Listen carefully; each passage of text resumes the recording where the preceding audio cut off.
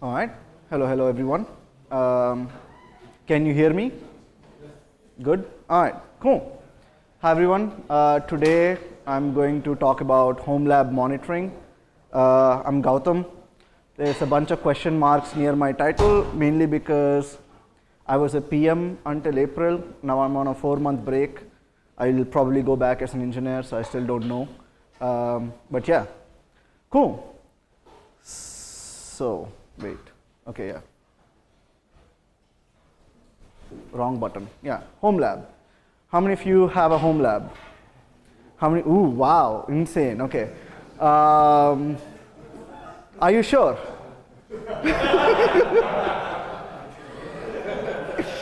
All right. Probably not. I'm hoping your home lab looks like mine, something like a bunch of different Raspberry Pis. I was surprised at the number of Raspberry Pis I just had lying around. But yeah, I kind of put everything together. Yeah, so I'm hoping some of you are looking to monitor this and not the other home lab. But I have a question now. All of you with home lab, how many of you are monitoring the services on it? Okay, how many of you are getting paged if a service is going down? Okay, only one person, crazy person. Me too, by the way, so I'm with you. All right, cool. So we're going to figure out how to do that effectively so that when your note-taking app goes down, you get woken up in the night. So I basically collected all the different services and all the different like random pieces of hardware that I had lying around, connected all of them up, ran K3s on it, and I decided to self-host applications.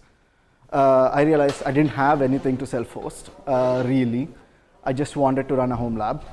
So there's this amazing, self-hosting is basically running the application yourself instead of like paying Google or someone else to run it for you. So you run the application on your own hardware or on hardware that you're leasing yourself.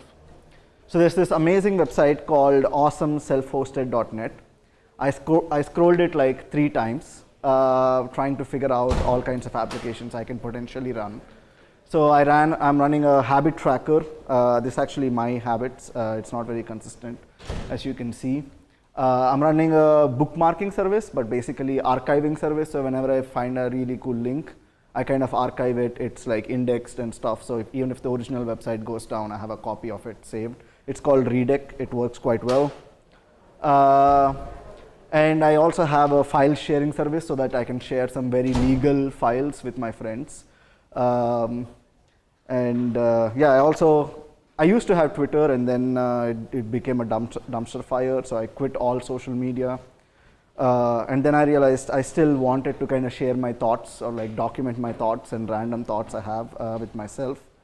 So I am hosting this thing called Memos or Use Memos with all the kinds of different things. One of the interesting things is I had this idea of having a magazine with random stuff my friends write, and I have a magazine with random stuff my friends write. I forgot to bring a copy to show off, but it's okay, it exists. Yeah, anyways, this is also something we'll talk about. This is a list of all the books that I own. So yeah, I was self-hosting all of these different services, and then I am using something called Tailscale to kind of expose these services to my phone, to my laptop, and all kinds of different places. So even though this home lab is running at home, even if I'm in Brno, I can access all of these different things. I can still do my habit tracking and all of these interesting things. And yeah, you can also expose it to the world publicly, even though something's running in my home lab. And this is an article that I bookmarked and saved on how to use Tailscale in Kubernetes. So you can scan it, and even you can access the data that's on my home lab. So okay, now that I had all of this running, my goal was to actually monitor all of this. We'll see why. So there's the traditional infrastructure monitoring, which is basically like you run an agent on all your nodes, and that tells you how much CPU memory you're using, how much storage space you have, how much storage space you're using. Well, this is not the kind of monitoring I want to do. I want to actually do something called application monitoring, which is like requests, errors, and durations. Like I want to understand, I'm also doing the infrastructure side of things, but I also wanted to kind of understand how long is my bookmarking service taking, or like how long is, if I check a habit, how long is it taking to kind of update the database, and how many times is it failing, and things like that. So you can kind of see, maybe this one, yeah. So here's the duration, and here's the error rate, and the number of requests, and it's not a lot of requests because again, I am using it, and it has one user, so web scale. But yeah, this is something that I wanted to achieve for all the services that I'm running in the home lab. And now once I have this, I want to have alerts on when there's high error rate or when something is down so that I can go fix it. Yeah, cool. So yeah, so my goal was please let me journal stupid stuff 24/7, and it needs to be fast. So the whole motivation for this is actually me becoming a PM. So I was an engineer working on building all of these monitoring tools at Grafana. And then I was like, hey, I'm building these tools, I'm using these tools, I'm on call for these, I'm on call using these tools. I kind of know what works and what doesn't work. I think I'll become a great PM. And I became a PM, and I immediately stopped using all my tools. And I was like, oh my God, yeah. So yeah, so I wrote a blog post about becoming a PM and moving back to engineering. And I was reading this, and I realized I wasn't on call anymore, and I miss it. So yeah, I kind of wanted to use all the tools that I was working on as a PM and hopefully get paged for things, go back and troubleshoot and fix things, and kind of dog food the tools that I was working on, even though I wasn't really on call anymore. So yeah, to kind of fix it, I started running a home lab.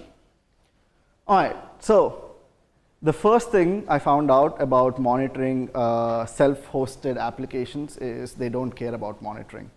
So 90% of the applications that I ran are producing no metrics at all because again, somebody wanted a habit tracker, they built a habit tracker, they open sourced it. They don't care about metrics. When something's down, they know how to fix it. Even the ones that did expose metrics, every single application has its own set of metrics. So if I were to rely on the metrics that each application is emitting, I'm supposed to have like one dashboard for each application, one set of alerts for each application and stuff like that. At that point, it becomes too difficult to kind of achieve this vision of like, oh, which dashboard do I look at? Like it just becomes too confusing and too problematic to maintain this, especially because I wanted to self-host 20 different things. And finally, one of the things I chose is I thought I'll have a lot of free time. I mean, I'm on sabbatical now, so I was like, I'll only self-host Golang applications because that's the language I know. So if something's missing, I can go contribute. Well, I should have chosen Java because with Java I can instrument and I can just drop an agent into the node, and then all the Java services are instrumented and they all emit the same metrics. It's a beautiful world, but I chose Golang, so I kind of dug this hole. Yeah, anyway, so now I either have no metrics, I have different metrics, and I can't just easily drop in something. So I was like, okay, let me solve this problem. So first I set out some criteria for this. Any solution that I pick should be easy to instrument. Like I shouldn't spend like 6 hours instrumenting each one. Like ideally it should be very quick. I need one set of alerts and dashboards. So in a dashboard I should be able to pick the service. And I see the set of metrics for that service. And I should have one set of alerts for everything. I'm running K3s, so it needs to be working in Kubernetes. And finally, the other thing that I was missing as a PM is all the conference travel. So I was like, okay, I'm going to pick the tools that are cool so I can blog and talk about them. So yeah, so this was the criteria that I had for like figuring out how to monitor my services. So the one set of alerts and dashboards means every single application, no matter what language, no matter what framework, needs to have the same set of metrics so that I can alert and graph those metrics and that telemetry. So for that, there's something called OpenTelemetry, which is a new standard in telemetry. And what I really like about OpenTelemetry, there's spaces here, by the way, so you can just walk. Yeah, what I really like about OpenTelemetry is the fact that they specify exactly what the metric name should be, exactly what the label name should be, and stuff like that. So because this is a specification, every single SDK, library, auto instrumentation agent emits the same data. And now that I have the same data, I can build one set of dashboards and one set of alerts for every application. Cool, that's great. Now I need something that's easy to instrument and that emits OTel data. So there's two real options for this. One of them is the OTel operator, which basically, Yeah, so basically what the OTel operator does is you can drop it in and then you say, hey, this is a Java service, this is a Python service. It kind of injects into the container a Java instrumentation agent, a Python instrumentation agent, so that kind of natively instruments all of this, or like a Node.js instrumentation agent. Having said that, like, it doesn't work with Go because Go does not have an auto instrumentation agent. So like, it doesn't really solve my problem. However, one advantage of this native instrumentation is that, in Java, if I'm using Java, I can annotate some parts of it. I can say, hey, this request is coming from this customer, and add a customer ID, and then auto instrumentation will also kind of pick up this context as it goes along. Having said that, again, I have to manually tag this is a Python container, this is a Java container, so that the right agents are injected. And this requires me to restart the services, which is not a problem. It's a homelab.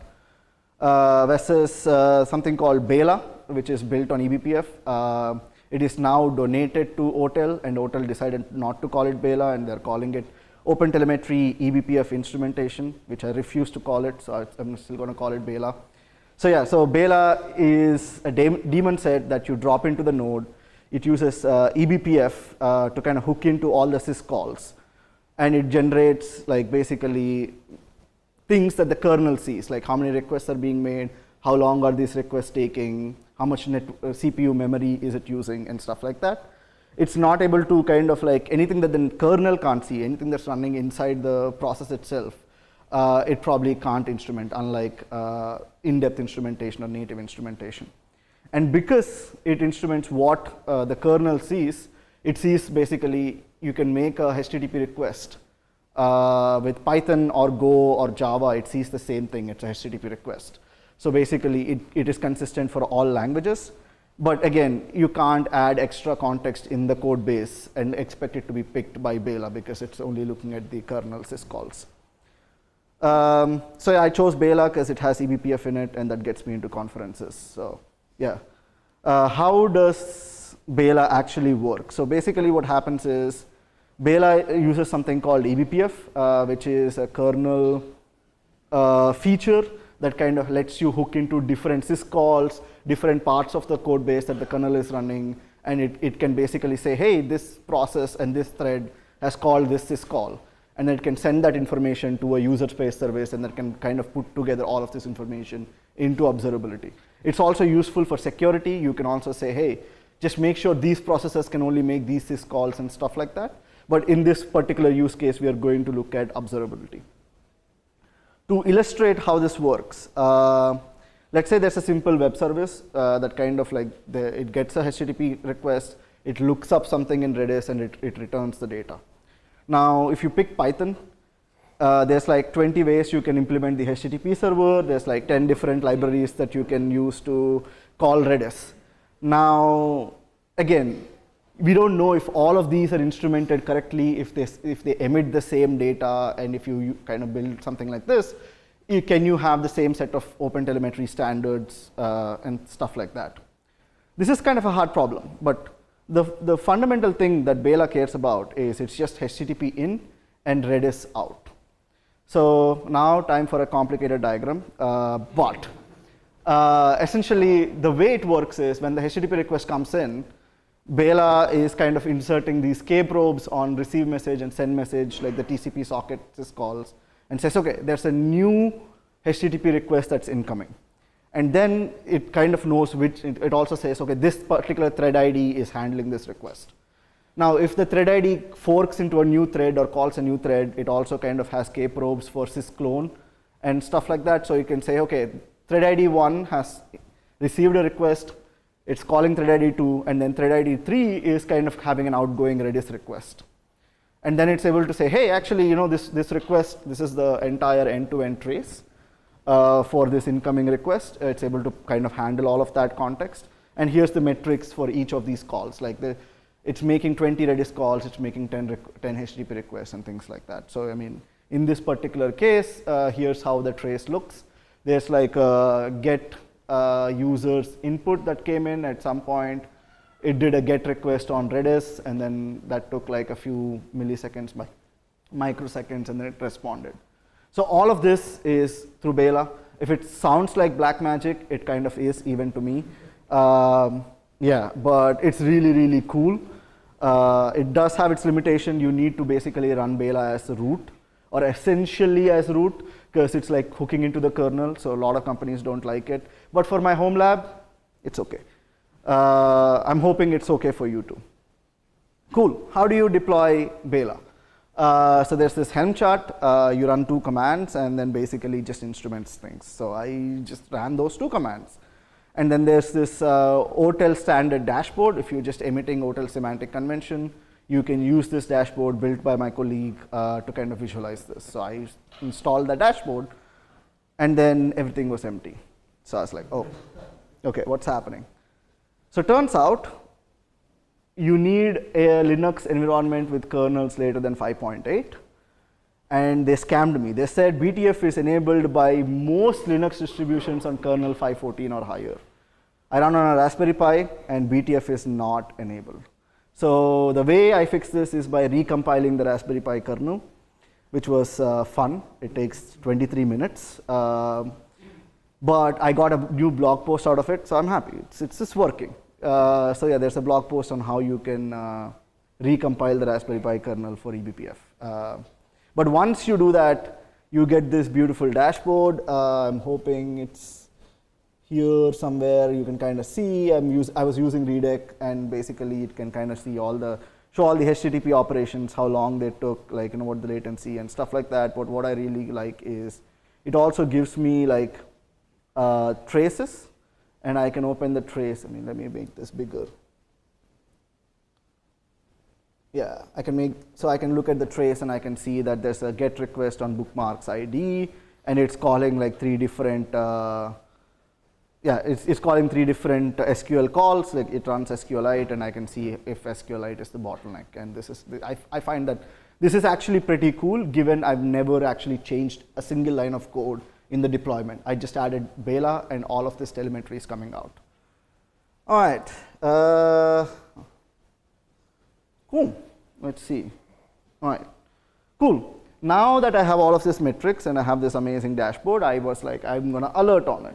And I'm not going to alert on it like a noob. I'm going to use SLOs. How many of you are familiar with SLOs? Okay, a few people. SLOs are just a complicated way of alerting that is kind of created or like publicized by Google, and this is how they do alerting in production. They aim to reduce false positive. There's like 6 alerts, some critical, some warning, and stuff like that. It's kind of complicated.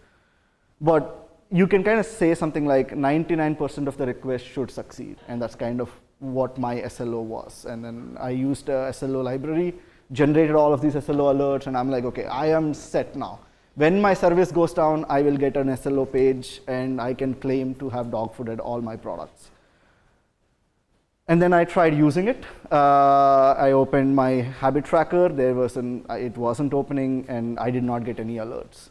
And as I was trying to refresh and refresh, then I got an alert, and I was like, what the hell's happening? Turns out, when there are no requests, it's 100% uptime. So I was like, oh. But it's actually worse than that. Turns out the Raspberry Pi died, and I didn't know about it. And if there's no pod, there's no metrics, and any Prometheus expressions that you write evaluate to nothing. So essentially, I got no alerts. So that kind of sucked. So I used a very, very high-tech solution for this, which is called the black box exporter, if you're familiar with it. So basically, what happens is every 15 seconds, Prometheus pings the black box exporter, and the black box exporter then calls each of the services that I'm running, is this service up? And then it sends a request saying this service is up. Yeah, I just basically, then I needed to write alerts for it. I didn't chat GPT it, but I actually copied it from this awesome Prometheus alerts repo. It's amazing. All the black box alerts. And yeah, like next time the Raspberry Pi went down, I did get an alert saying the back box probe failed and stuff like that, which I think is really cool. By the way, as an aside, I am running something called an air gradient, which is an open source air quality monitor. It has an inbuilt Prometheus endpoint that I contributed to, and I decided to page whenever the CO2 or VOCs are too high. And I work in a tiny office, and every time I fart, I get paged saying, the VOCs are too high. So it's okay. But yeah, the TLDR is just make sure, oh yeah, okay, 10 minutes left, okay. Yeah, just make sure before you have SLOs, have like backup alerts for your SLOs, ensuring the service is up, the metrics are up and stuff like that. So synthetic monitoring is essential. I went into production and I found that some services, some teams were doing it correctly internally, and some services and some teams were doing incorrectly internally. So that was pretty cool. All right. So there's one more thing. How many of you have the habit of buying a lot of books but not reading them? Okay, very few people. Okay, I particularly have this skill, but I have a problem as well. Sometimes I really like a book and I buy it twice because I forgot I bought it like 2 years ago. And after doing it for the third book, I realized there's a term for it. It's called sundoku. Apparently, it's like buying books but not reading them. So I decided to fix it. And now that I have a home lab, I decided to go all out. So basically, this is a subset of my book collection that you can see here. I'm quite happy about it. And then what I decided was like I want to kind of have like a catalog of all the books, including where they are, like which shelf, which row, and stuff like that. To solve that, I bought a supermarket scanner because it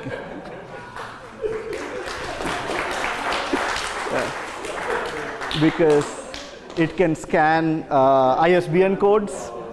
So yeah, like now I have scanned also. Essentially, I can go scan a shelf. It has its own code, and then I can scan all the books on the shelf, and they're all assigned to the same thing. And then there's like a search, whatever. I just wanted to write code and have fun, and yeah. So now I'm not buying the same book twice, thank God. So anyways, I decided to take this very simple application. All it does is look up ISBN, store it, and like list the number of books. It's a very simple Golang application with SQLite, and instrument it manually with OTel to understand what the complexity is, like why the hell is Beyla important. So it turns out there's a bunch of boilerplate that ChatGPT generates, and then you run it, and then so this is all like the OTel setup, and then you call something called setup OTel SDK. And then basically you're doing OTel instrumentation for your Golang app. And I was like, oh, this is actually quite easy. Why am I using Beyla then? Turns out with Beyla, I get this information, which is like I'm calling a debug endpoint, and then it's kind of calling Open Library and Google Books as the information lookup for like the ISBN, and then it stores that. So yeah, like there's like an endpoint that I'm hitting, and then there's 2 outgoing get calls that are taking some time. Good. But then when I started using the OTel, ChatGPT generated OTel stuff, I was just getting like debug, lookup, ISBN. I wasn't getting the outgoing calls. It's because my whole application was written by ChatGPT, and it did not do OTel, it did not do something called context propagation. So I had to go and make sure that the outgoing calls have the context of the incoming call. And I also had to change the library from HTTP to OTel HTTP. And after I did that, it kind of worked. I say kind of because the tags that are here, the context, the information was slightly different from what is Beyla generating. And I was like, wait, the OTel semantic conventions were supposed to make sure that everything is the same. What is this different? And I realized the OTel semantic conventions has different versions, and manual instrumentation was generating an older version because of breaking changes, and then Beyla was generating the latest version. I was just like, what? So the problem of the same data is not yet solved, but hopefully in 3 years it will get solved.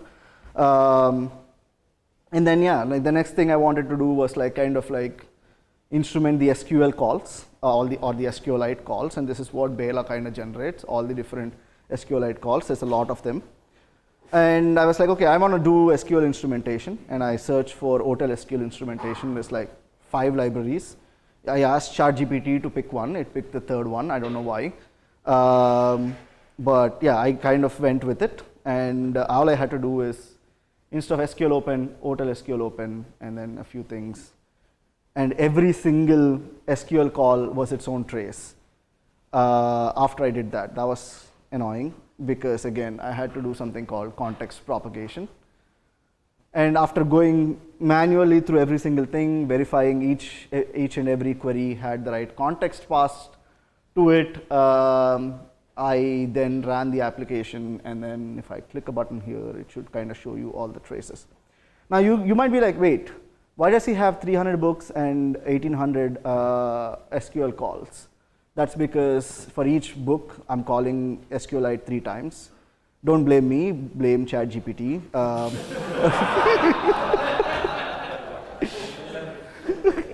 But I only have 300 books, so it doesn't matter. So when I have 3,000 books, we'll optimize it. It's fine. Yeah, the other interesting thing is this is literally what the manual native instrumentation generates. Oh yeah, okay. And this is what Beyla generates. It doesn't generate anything more than select, update, delete, and the collection name, mainly because it looks at the final SQL query on the wire, and it might have secrets. So instead of trying to sanitize the secrets out, it just like does this. But because we use templated things in the actual code, we get like more information when you manually instrument. So yeah, what I realized was it's not Beyla versus native instrumentation, because even for a very simple thing, manual instrumentation is error prone. And if you already have like many different applications running, going and trying to manually instrument them is a lot of work. So you can start with Beyla, get 80% of the information, and then pick the topmost important services, and then eventually gradually manually instrument. So yeah, there's one more experiment that I want to try next on my Sundoku application, which is, there's a cool project, kind of less cool than Beyla, but cool-ish. I'm sure I'll get into more conferences, where you can give it Golang code and it'll compile it, but everything that I did manually, it'll just add all the instrumentation at compile time. Yeah, so that has been donated to OTel. It's not yet ready, but I'm looking forward to playing with it and kind of sharing how that goes. Yeah, so that's everything that I have. Any questions?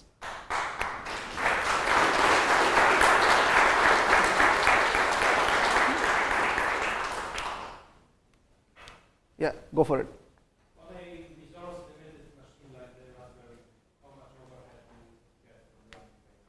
Oh, that's, it's kind of, oh yes, thank you. On a resource constrained environment like Raspberry Pi, how much overhead does Beyla add? So it's kind of funny, if you try to profile Beyla, it says I'm not using anything, because most of the work is being done in the kernel that we can't see. Having said that, we took a Linux machine, we pumped it with a lot of requests and added Beyla. I think for like 1 million packets per second, it was taking like 1.5 cores or something. So it's actually quite low, the overhead, because eBPF is so optimized. Yeah, next question. Yeah, Kubernetes is very nice. Like, why don't you just have a bunch of Podman containers orchestrated in systemd? Don't judge, but like, if that's just okay, so the big advantage that Kubernetes, oh yes, the question was, what if you don't have Kubernetes, but like systemd orchestrated Podman containers? So I would say the big advantage that Kubernetes gives to Beyla is the context. So when it's looking at a process, it can go from the PID to the deployment name, the namespace, and it can add all of this context instead of saying this particular PID is emitting this particular data. So we just need to figure out how to do service discovery with systemd orchestrated Podman things, and then if there's an API for that, Beyla can call that and it can do the same thing. But the thing that Kubernetes adds is that context. Yeah, cool. Yes. What's your retention policy? Because there might be a lot of data. If you have a lot of services, it can take a lot of space.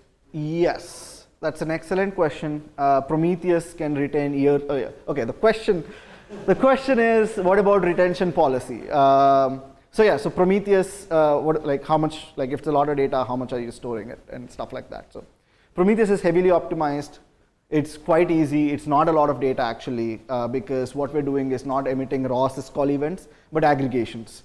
So you can do sampling on the traces. So if you have tens of thousands of requests, you can say just store 1% of the requests and stuff like that. Having said that, I don't have that problem because I work at Grafana Labs and we have Grafana Cloud for free, so I just shove everything in there. Yeah, so cool. Yes. When you deploy Beyla using how does the implementation work? Does it label your namespace or sidecar injection?